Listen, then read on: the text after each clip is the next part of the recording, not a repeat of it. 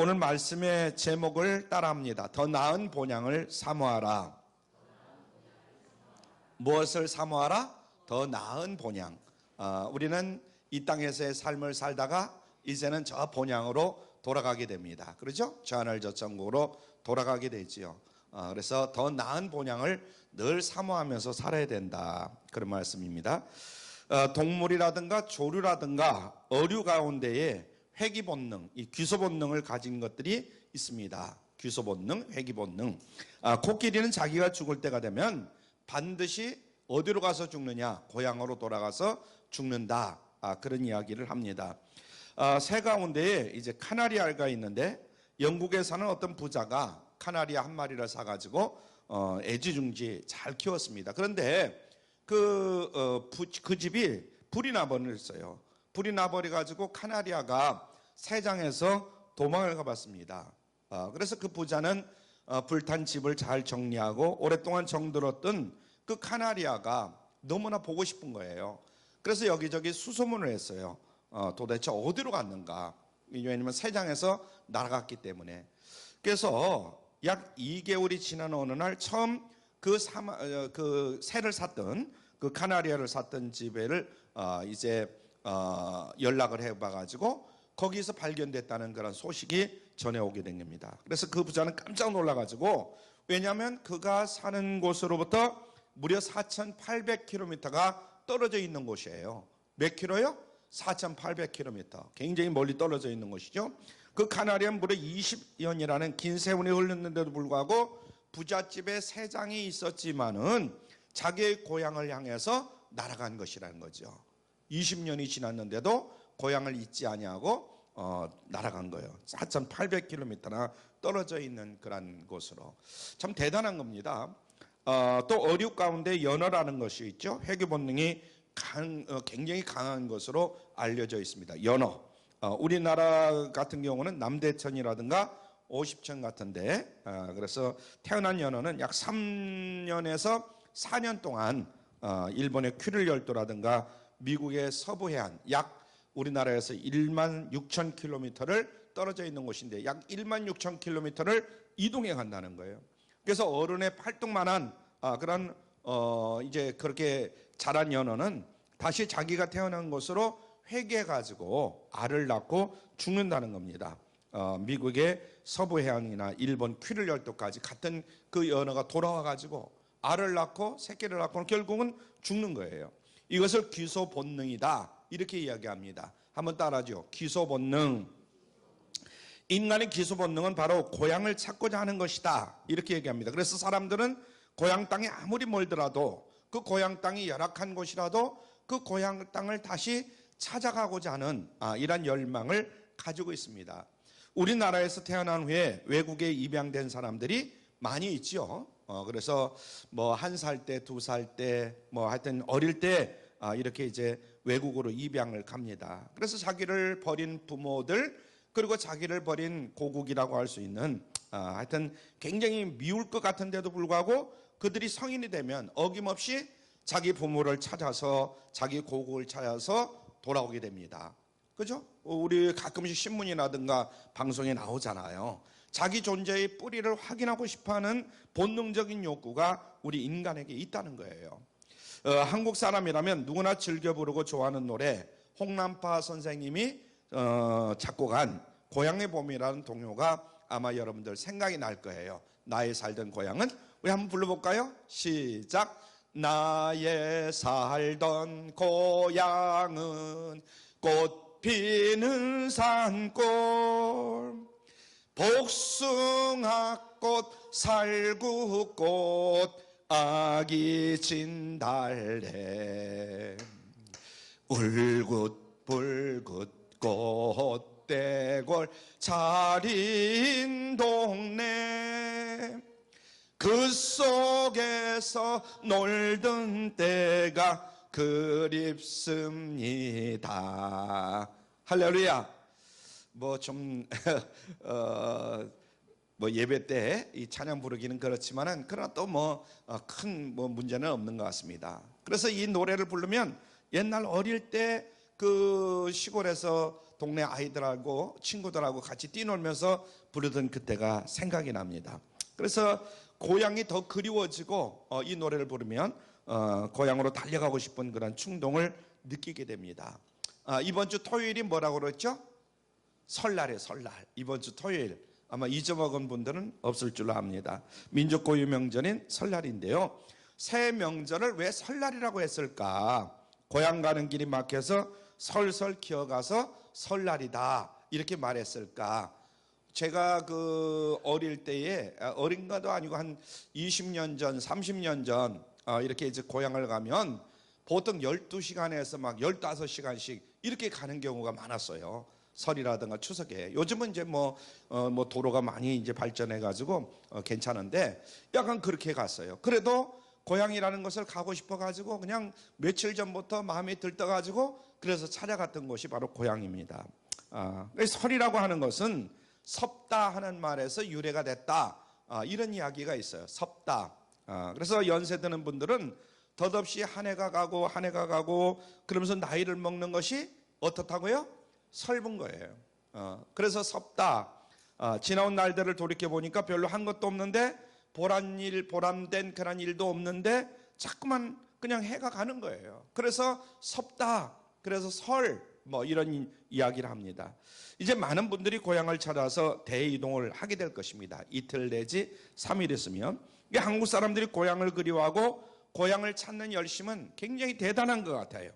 귀성전쟁이라는 말이 생길 정도로 고향길이 고생길이지만은 기어코 고향을 찾는 이 고생길로 들어가는 사람들이 굉장히 많은 것 같아요. 미국에 LA에 특이한 교회 이름이 있다고 하는데요. 언제나 그리운 고향교회. 한번 따라 불러볼까요? 언제나 그리운 고향교회. 얼마나 고향교회, 대한민국에 있는 그 어릴 때 자기가 이렇게 다니던 그 교회 이름이 생각이 나서 아마 그렇게 지은 것 같아요. 그래서 LA에 그 어른들이 다니는 그 교회 이름이 언제나 그리운 고향교회다. 이렇게 이름을 줬다는 거예요. 고향에 대한 그리움과 집착이 참으로 강한 사람들이 모인 교회다. 이런 생각을 해봅니다. 왜 많은 사람들이 고향을 그리워하면서 귀성전쟁을 치르면서 고향을 찾을까? 고향에는 자기 존재의 모습이 새겨져 있기 때문에 그런다. 자기 존재의 모습이. 그래서 사랑하는 부모님의 따뜻한 사랑을 느낄 수 있기 때문에 그래서 몇 년이 지나든 어릴 때의 고향을 찾아갑니다. 헤어졌던 형제들 또 자매들을 만나고 친구들을 만나고 지난 날들의 정을 나눌 수 있기 때문에 고향을 찾아가는 거예요. 그곳에는 어린 시절 추억이 담겨 있는 그런 어린 시절을 생각하면서 가는 거죠.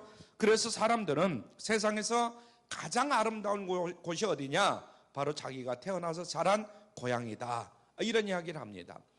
그 고향 얘기를 들어보면 이건 뭐 그런 게 뭐 그렇게 생각이 나냐? 그럴지 모르지만은 자기 자신에게는 그 자기가 어릴 때 태어나서 자라고 뛰어놀던 그런 친구들이 있고 추억이 있는 그곳이 그렇게 그리워지는 거죠.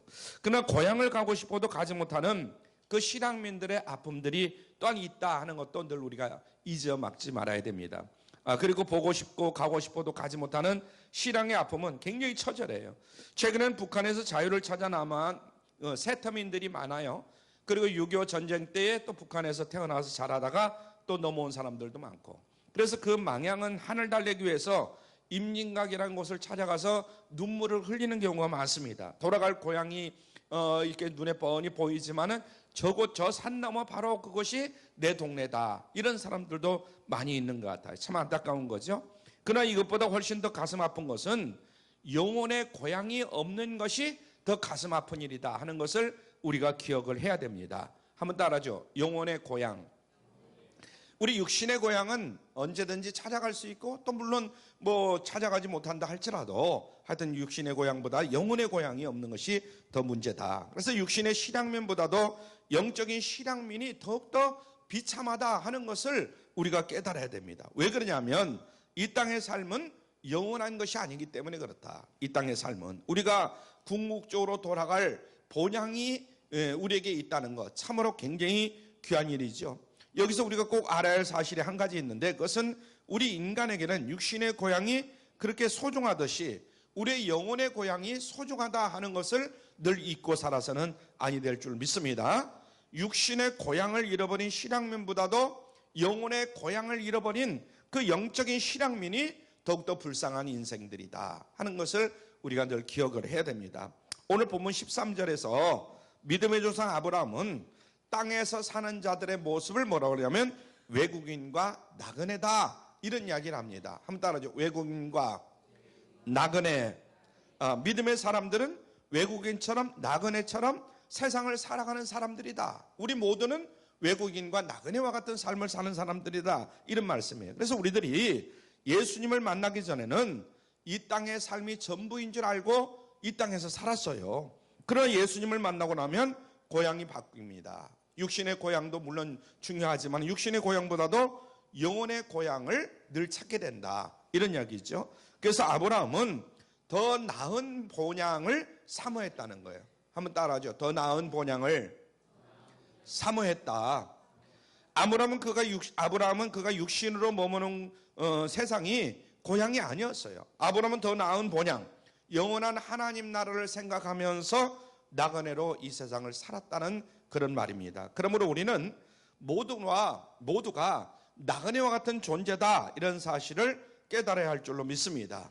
우리가 이 세상을 살아가면서 내가 사는 집이나 땅이 나의 것이고 내가 여기서 영원히 안주하리라 이렇게 생각해서는 안 됩니다. 어떤 사람들은 땅 하나 준비하려고 자기가 살 집을 준비하려고 얼마나 노력들을 하는 것인지 몰라요. 물론 그 노력하는 것 자체가 나쁘다는 것이 아니라 거기에다 목숨을 걸고 거기에다가 일생을 거는 사람들이 얼마나 많은지 모릅니다.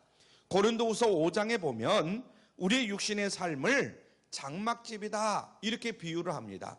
우리 육신이 사는 집을 뭐라고요? 장막집.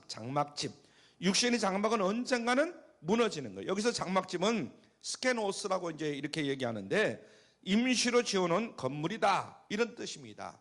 임시로 지어놓은 우리가 그렇게 이 땅에서 준비하고 그렇게 하고자 하는 집들은 뭐냐면 임시로 지어놓은 건물이라는 거죠. 그래서 이 땅의 육신의 삶은 모델하우스와 같은 것이다. 영원히 내가 간직할 수 있는 집이 아니다 이거죠. 여러분들이 아시다시피 저는 이제 목회를 하기 전에 크게 건축 사업을 하던 사람이에요. 그래서 그냥 조그맣게 이렇게 하는 게 아니라 그래서 모델하우스를 치면은 그 당시 한 3억에서 5억 정도 들어가게 모델하우스를 짓는 거예요. 굉장한 돈이죠. 4, 5년 전에 3억 정도씩 들여서 모델하우스를 짓는다면 굉장히 큰 겁니다. 지금 한 100억 정도 지금은 들여서 이제 짓는다고 그래요. 모델하우스 여러분들 우습게 보면 안 돼요. 보통 100억 이상씩 들여서 이렇게 짓는 거예요. 그래서 약간 그 모델하우스를 짓고 거기에다 이태리 대리석에다 하여튼 하여튼 최고의 시설을 준비를 합니다. 그래서 사람들에게 보여주는 거예요. 그것을 보고 집을 사라는 거죠. 그 저녁에는 어떻게 합니까? 다 불을 끄고 문을 닫아 놓는 거예요. 저녁에는 그 화려하고 멋진 모델하우스가 얼마 있으면 철거가 됩니다. 한 2달이라든가 한 달 반, 2달 이 정도 되면 철거가 되는 거예요. 육신의 장막은 영원히 살아갈 집도 영원히 거할 땅도 없는 것이죠. 언젠가는 다 비워져야 되고 다 문을 닫아야 될 거예요. 그래서 빈손으로 돌아갈 존재가 바로 우리들이다 하는 것을 늘 기억을 해야 될 줄 믿습니다. 모델하우스예요. 이 땅에 우리가 살고 있는 집은 아무리 좋은 집이든 나쁜 집이든 간에. 그래서 믿음의 조상들은 이 땅의 삶은 바로 외국인과 같은 삶이요 나그네와 같은 삶이다 하는 것을 알았습니다. 비록 그들이 하나님의 당대의 약속을 모두 받지는 못했지만은 하나님이 약속하신 본향을 더 사모했던 것을 우리가 기억을 해야 됩니다. 그들이 걸어간 믿음의 길은 험난하고 힘들었지만은 영원하신 하나님의 나라 본향을 바라보면서 인생의 길을 걸어갔다 하는 것을 늘 우리는 기억을 해야 될 줄로 믿습니다. 비록 고향을 떠나 있지만은 항상 마음에 고향이 있는 사람은 마음이 넉넉합니다. 마찬가지로 하늘나라가 멀고 눈에 보이지는 않지만은 항상 하늘나라에 마음을 두고 사는 사람들, 마음을 품고 사는 사람은 늘 행복합니다. 그래서 하나님 비록 눈에 보이지는 않지만은 하나님을 마음에 모시고 사는 사람, 그런 사람의 영혼은 항상 풍성함이 있다 하는 것을 우리가 인정을 해야 될 줄 믿습니다. 누가 진정한 행복한 사람인가? 우리 주변에 보면 그런 느낌을 참 받을 때가 많아요. 우리를 위해서 예배해 놓으신 천국의 소망을 가진 사람, 내가 언제 이 세상을 떠나도 천국에 갈 수 있다, 이런 확신을 가지고 있는 사람, 그런 사람을 보면 늘 우리는 부러워요. 하나님이 예비하신 새하늘과 새 땅은 영원한 고향으로 삼고 있는 사람은 행복한 줄로 믿으시길 바랍니다. 아멘. 그러나 내가 궁극적으로 들어갈 고향이 없다면 그것은 참으로 불행한 사람이다. 지금 내가 잘 살고 어떤 아파트에 살고 무슨 뭐에 살고 한다 할지라도 그렇다 이거죠. 1980년 3월 프랑스 파리의 브뤼셀 병원에서 한 세기를 떠들썩하게 존경받던 지성인 그런 사람이 있는데 폐수종이란 병이 걸려버리고 말았어요. 그래서 입원한 지 한 달 만에 이제 세상을 떠나게 됩니다. 여러 가지 불안의 공포와 자기 병명조차 이제 묻지를 못하는 거예요. 왜냐하면 너무나 몸은 아픈데 그 병명을 들으면 어떻게 될지 모르니까. 그런 죽음의 문제를 철학적으로 예리하게 파헤쳤던 20세기 최고의 실존주의 철학자 사르트르라는 사람이에요. 사르트르.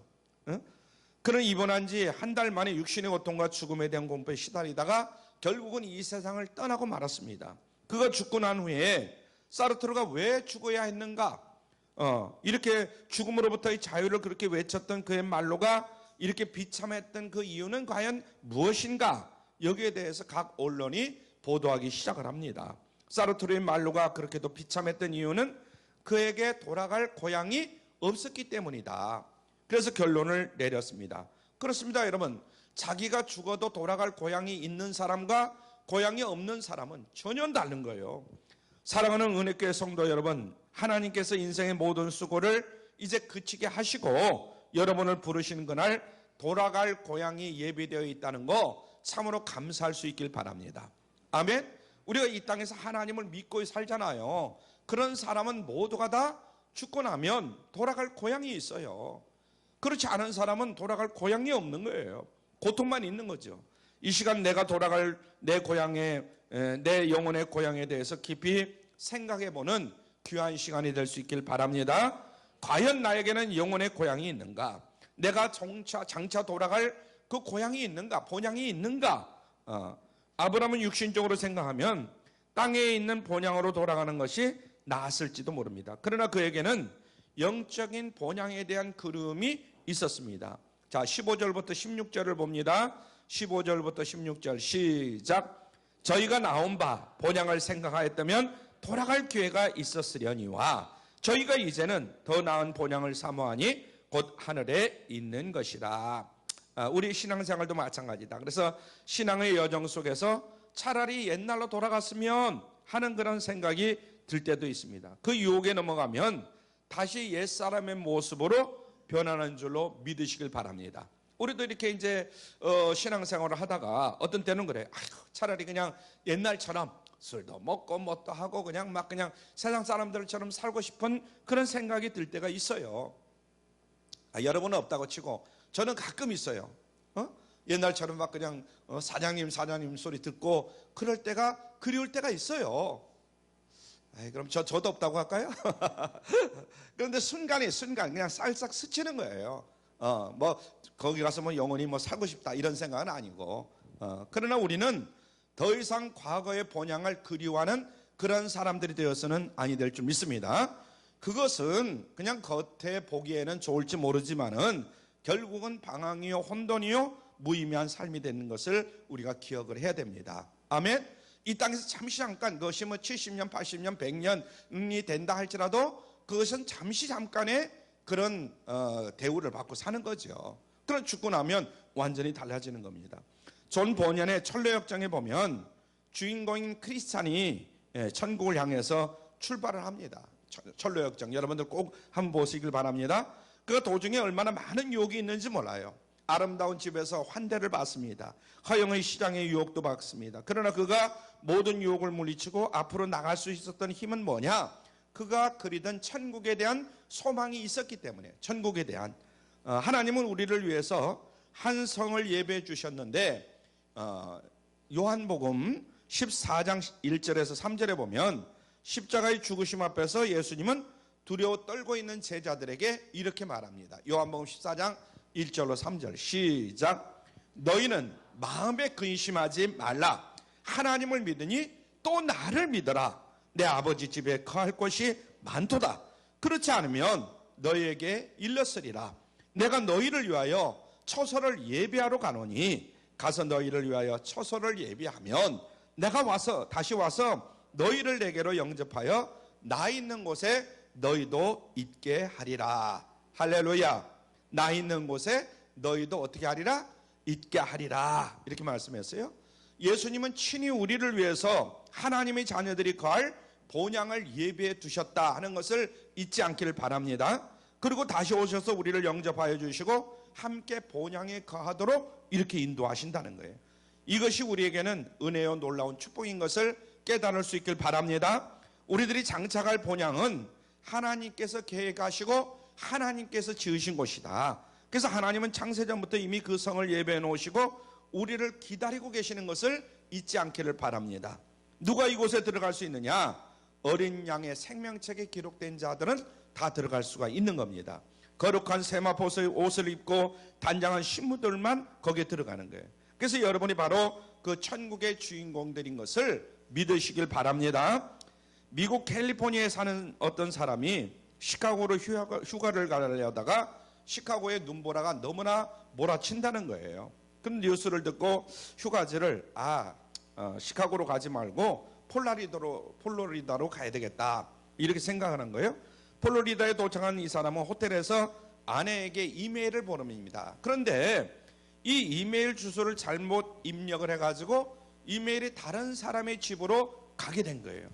그 가정은 목사님 가정인데 이 목사님이 갑자기 돌아가셔가지고 장례를 마치고 돌아와서 이제 교인들하고 집 정리를 하는 거예요. 그리고 다른 데서 온 메일 같은 거 뭐 이런 것들을 이제 사모님이 정리를 하는 거예요. 그런데 이상한 메일이 와 있는 거예요. 그래서 남편에게서 왔는가 하고 그것을 열어보죠. 그랬더니 나는 지금 막 도착했어. 그 이메일에 나는 지금 막 도착했어. 헉헉 당신도 내일 이곳으로 오길 바라오. 사랑하는 남편으로부터. 그리고 이제 추신 그래놓고는 그런데 이곳은 매우 뜨겁소. 이렇게 기록이 되어 있는 거예요. 이 아내가 생각할 때 누가 보낸 거예요? 남편이 보낸 겁니다. 깜짝 놀란 거죠. 남편은 얼마 전에 죽었잖아요. 지옥은 유황불이 펄펄 뒤끓는 그런 뜨거운 곳이다 하는 것을 우리가 성경에 보면 잘 알 수가 있어요. 고통스러운 것이고, 그러나 하나님이 우리를 예배해 놓으신 천국은 너무나 아름다운 것이다. 그렇죠? 천국과 지옥에 대해서 쭉 설명을 해놨는데 천국과 지옥은 너무나 달라요. 요한복음 이제 요한계시록에 보면 그것이 잘 나와 있는데 요한계시록 21장에 보면 장차가 우리가 들어갈 새 예루살렘과 새 하늘, 새 땅에 대해서 말씀을 하십니다. 그것은 하나님이 친히 경영하시고 하나님의 손으로 지은 성이 바로 그 새 하늘과 새 땅이라는 거예요. 이 세상에 어떤 디자이너가 설계한 것보다도 더 멋진 것이고 그것은 온갖 보석으로 꾸며져 있다는 거예요. 더 이상 눈물이 필요 없고 그 이유는 죽음도 없고 애통할 일도 없고 그것은 아픈 것도 없어요. 천국에는.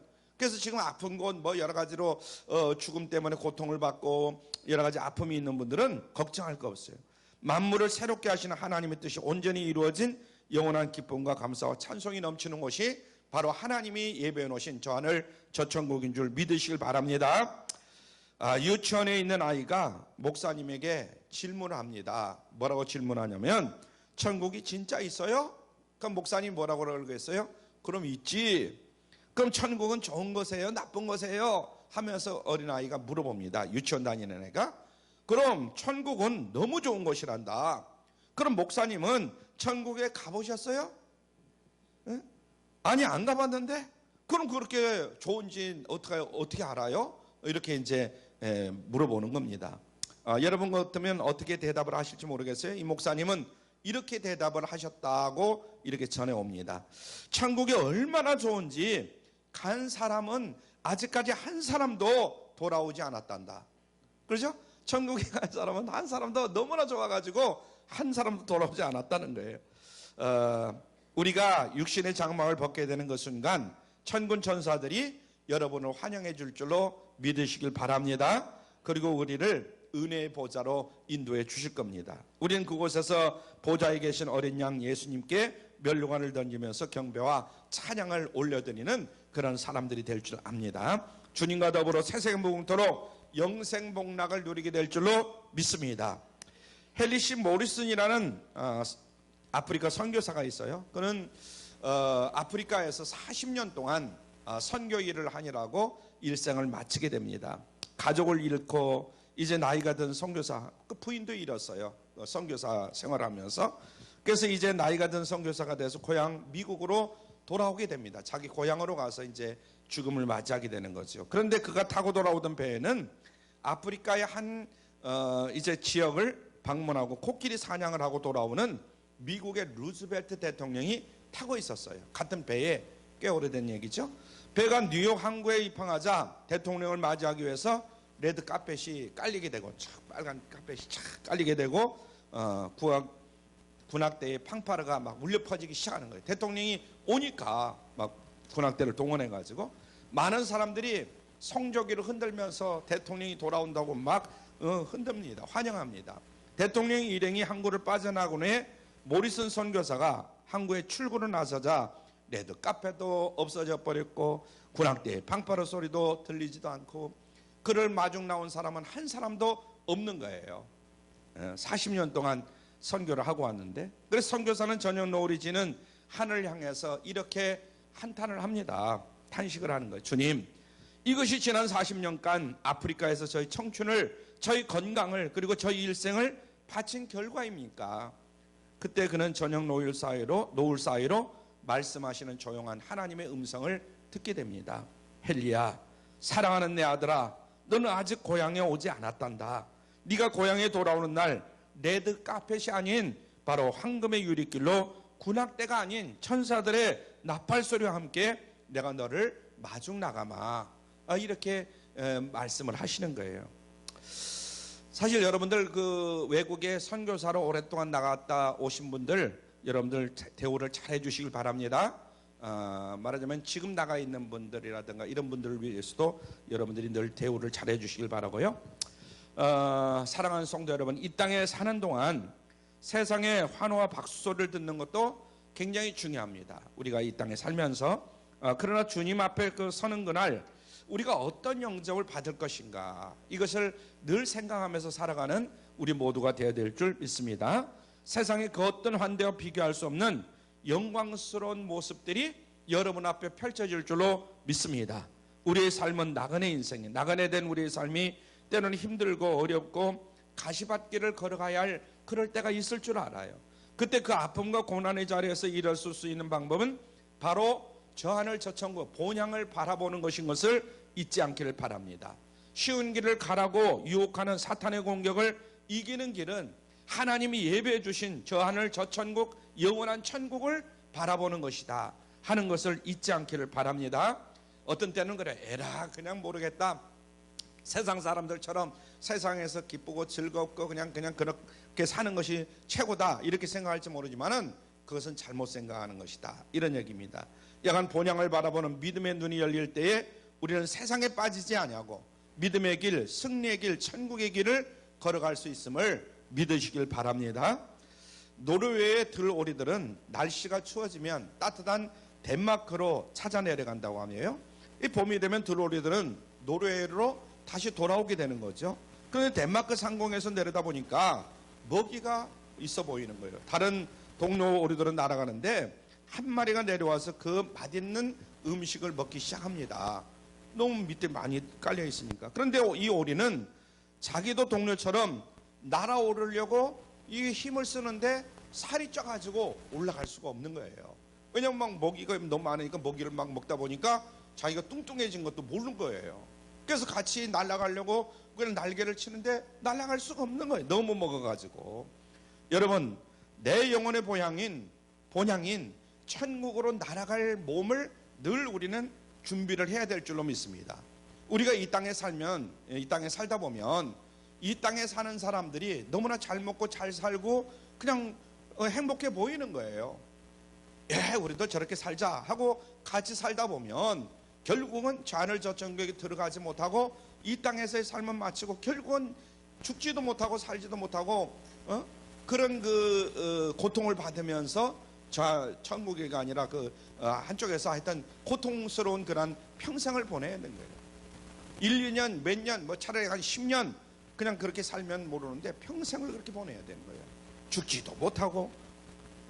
저는 이 세상에서, 이 자리에서 세상의 것들을 지나치게 집착하는 이 드로리 같은 그런 분들이 한 분도 없어지기를 주님의 이름으로 부탁을 드립니다. 여러분들 중에는 한 분도 없기를 바라요. 그래서 본향을 향해서 잠깐 이 땅에 머무르고 있는 나그네다 하는 것을 기억함으로 날마다 천국을 사모하면서 믿음으로 달려가는 여러분들이 다 되시기를 주님의 이름으로 축복합니다. 우리의 삶이, 이 땅의 삶이 전부가 아니다는 것을 늘 기억해야 돼요. 그래서 이 땅의 삶은 그냥 그림자의 삶이요 모형의 삶이다. 우리는 아직 영혼의 고향에 도착하지 않았다 하는 것을 늘 잊지 않고 살아야 돼요. 그래서 우리는 다시 하나님의 약속의 말씀을 굳게 잡고 믿음의 선진들이 걸어갔던 그런 순례의 길을 계속해서 잘 걸어가는 우리 모두가 되어야 될 줄 믿습니다. 우리는 끝까지 본향을 사모하면서 믿음의 길을 걸어가야 한다 하는 이야기입니다. 하나님은 우리를 결코 홀로 두지 아니하실 줄 믿습니다. 고아와 같이 너 혼자 잘 걸어가라 하고 버려두지 아니하심을 믿으시길 바랍니다. 천국 가는 그날까지 우리의 삶을 지켜주시고 보호해 주시고 우리 하나님께서 책임져 주실 줄로 믿습니다. 더 이상 영적 실향민이 아닌 영원한 본향을 바라보면서 내 영혼의 고향을 찾아가는 영적 순례자가 다 되기를 주님의 이름으로 축원합니다.